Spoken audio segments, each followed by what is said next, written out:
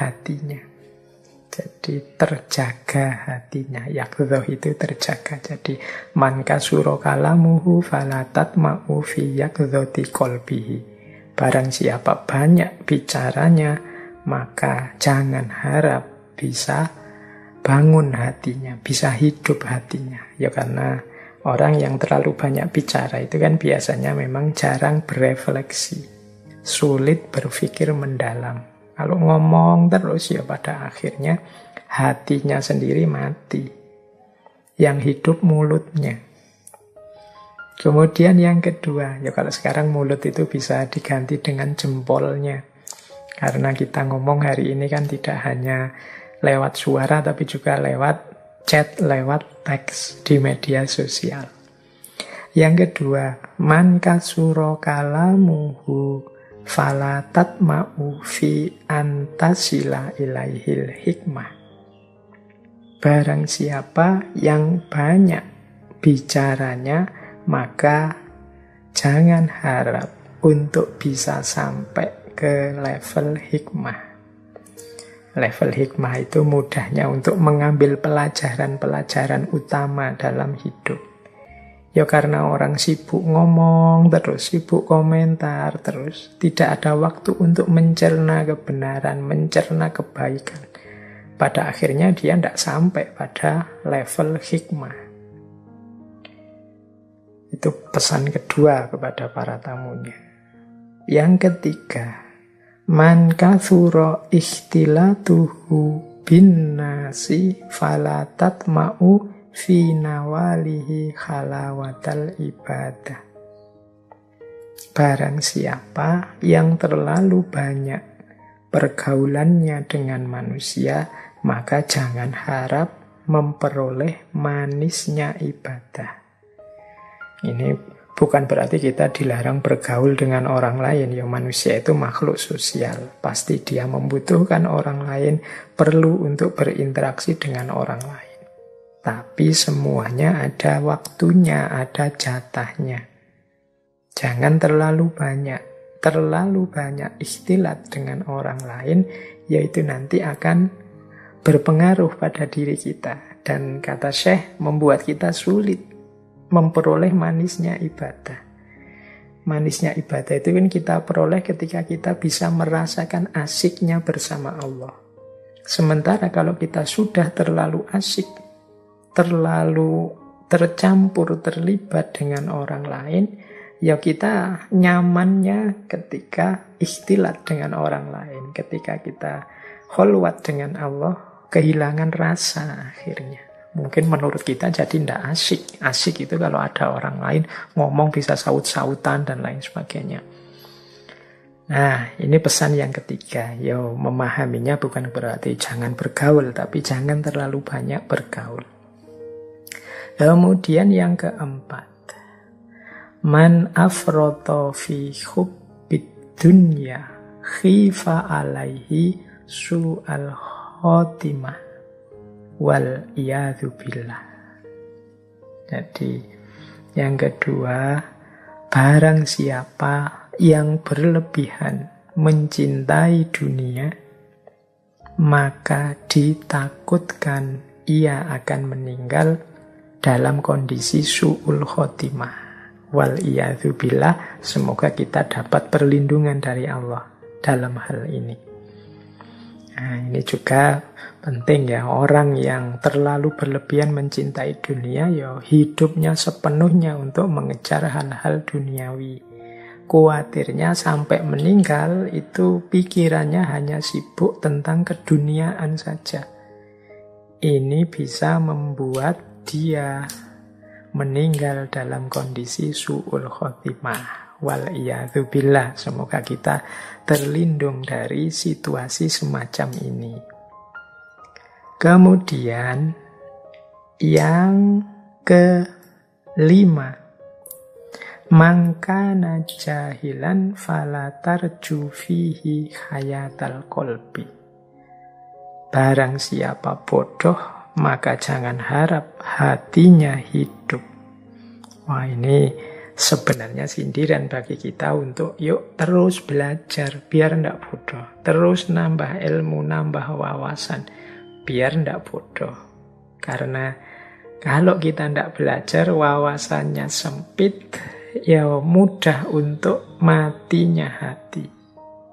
Matinya hati itu kan karena dia gelap, tidak ngerti kiri kanan, tidak luas, tidak terang. Nah, memperoleh keluasan dan keterangan di dalam kolbu itu ya antara lain dengan ilmu. Maka orang itu semakin dia sempit wawasannya, sempit juga hatinya. Maka mangkana jahilan fala tarju fihi hayatal kolbi. Barang siapa bodoh, jangan harap hatinya hidup. Kemudian man ikhtara suhbata dzulmi fala tarju fihi istiqomatad din. Barang siapa yang lebih memilih bersahabat dengan orang zalim, maka jangan berharap akan mendapatkan istiqomah dalam agama. Jadi kalau jelas ada orang zalim, ya kita jangan mendekat, apalagi dijadikan sahabat. Suhbatat dzulmi. Mengapa? Ya paling tidak dengan bergaul akrab dengan orang yang zalim, kita sulit menegakkan nilai-nilai agama, kita sulit istiqomah menjalankan petunjuk dan perintahnya agama. Ya pasti saja orang yang zalim yang mengarahkan kita kepada kezaliman, atau memberi kita fasilitas-fasilitas hasil dari kezalimannya. Maka kalau jelas kita berhadapan dengan orang zalim, ya jangan dekat-dekat, jangan jadi sahabatnya, biar tidak merusak agama kita. Kemudian man tolaba ridon nasi faqallama yanalu ridallahi ta'ala. Barang siapa yang mencari ridhonya manusia, maka tidak akan dia sedikit pun mendapatkan ridhonya Allah. Hidup kita ini sebenarnya dalam menjalankan amanat, baik sebagai hambanya maupun khalifahnya, targetnya sebenarnya adalah ridhonya Allah. Mengapa begitu? Karena kita ini banyak kelemahan, banyak kekurangan. Agak sulit bagi kita untuk secara sempurna tuntas menjalankan amanah sebagai hambanya dan khalifahnya. Satu-satunya harapan kita adalah Allah ridho dengan apa yang kita lakukan. Jadi Allah berkenan, meskipun belum tuntas kita menjalankan amanat kehambaan, amanat kekhalifahan, tapi Allah sudah ridho dengan yang kita lakukan, itu alhamdulillah. Karena memang yang memerintah kita kan Allah. Berarti kalau Allah sudah ridho, sudah sesuai, berarti kita sudah ada di jalur yang benar.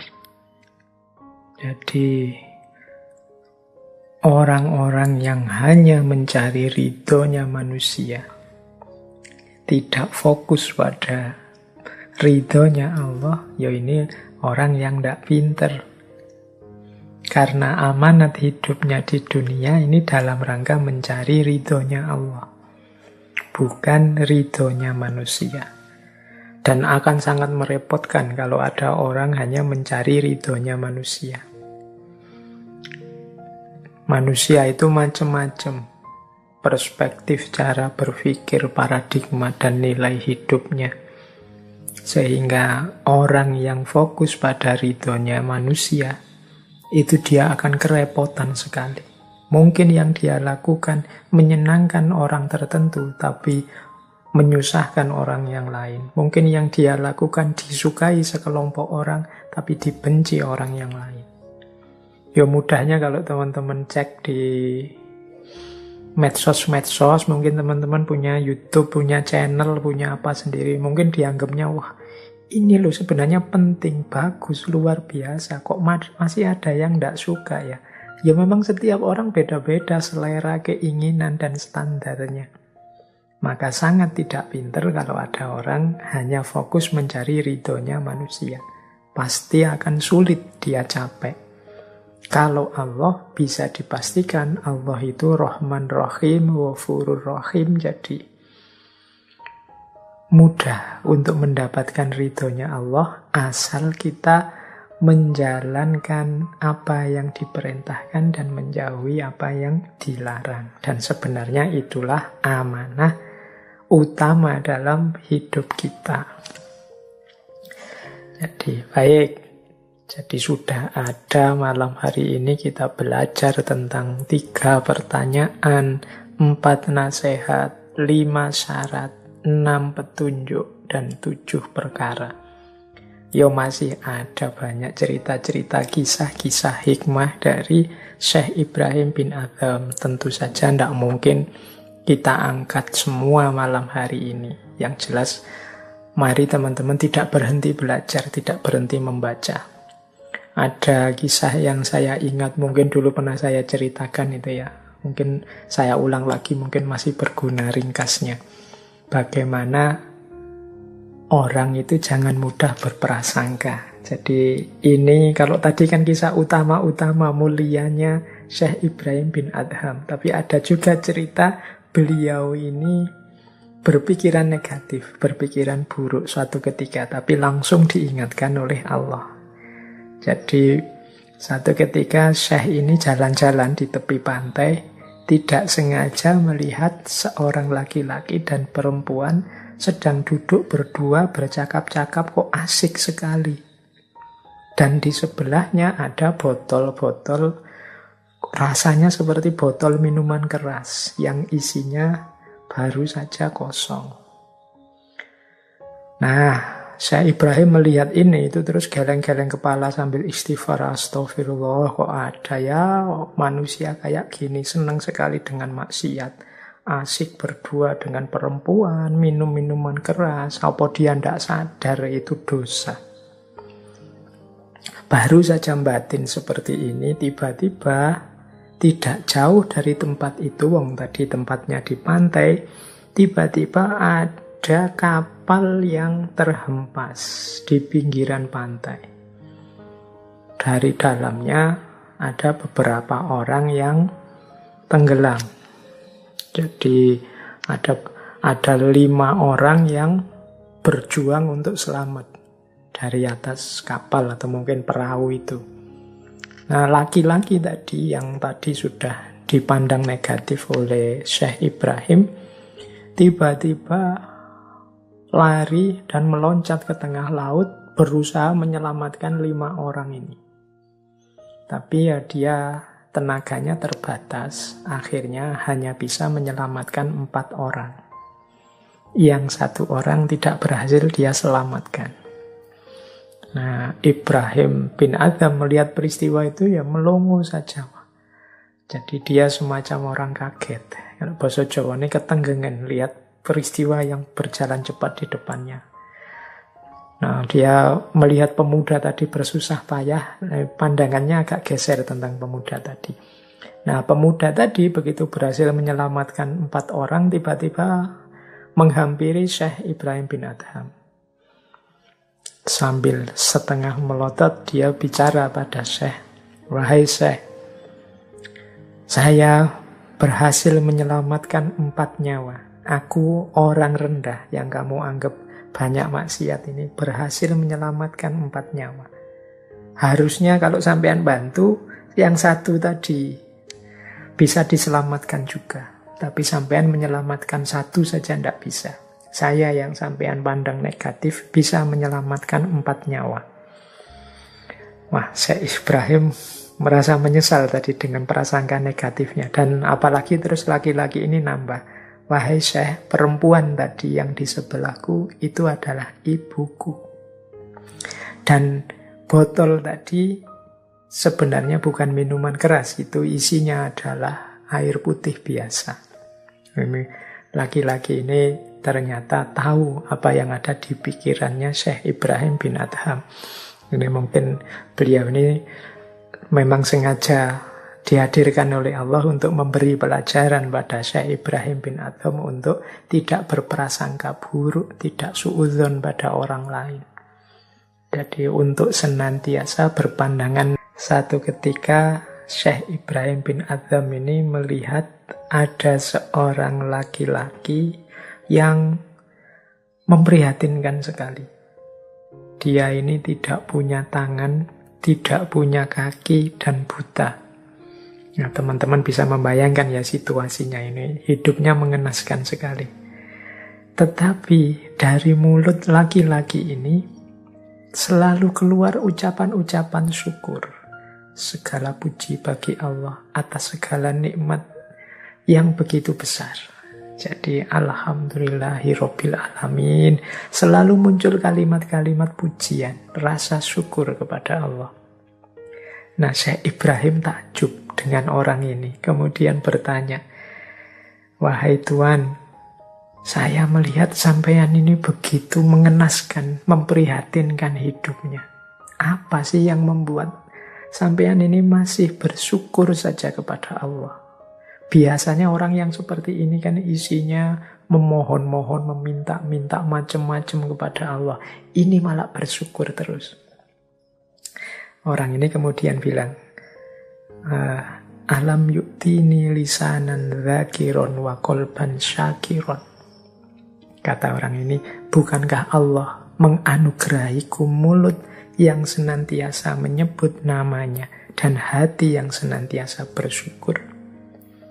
Jadi mudahnya orang ini menjawab, meskipun aku tidak punya tangan, tidak punya kaki, mataku buta, tapi Allah memberiku anugerah yang luar biasa, yaitu mulut yang senantiasa menyebut namanya. Tadi kan selalu mengucap syukur alhamdulillah, dan hati yang senantiasa bersyukur. Ini jauh lebih berharga dari tangan, kaki, dan mata. Karena sifatnya lebih hakiki dalam kehidupan ini. Nah, kisah terakhir ini mungkin pelajaran bagi kita. Siapa saja, ya hidup ini mungkin banyak hal-hal menyulitkan. Banyak hal-hal memprihatinkan untuk kita masing-masing dengan problem masing-masing kita. Tapi jangan lupa, Allah memberi nikmat banyak untuk kita yang sering tidak kita sadari. Nikmat iman, nikmat Islam, nikmat kesadaran untuk berbuat baik, nikmat mulut yang masih mau menyebut namanya, nikmat semangat untuk menjalankan perintahnya, dan masih banyak lagi yang lain. Dan itu lebih penting, lebih hakiki. Mungkin kalau dibandingkan masalah-masalah sehari-hari yang setiap hari kita keluhkan.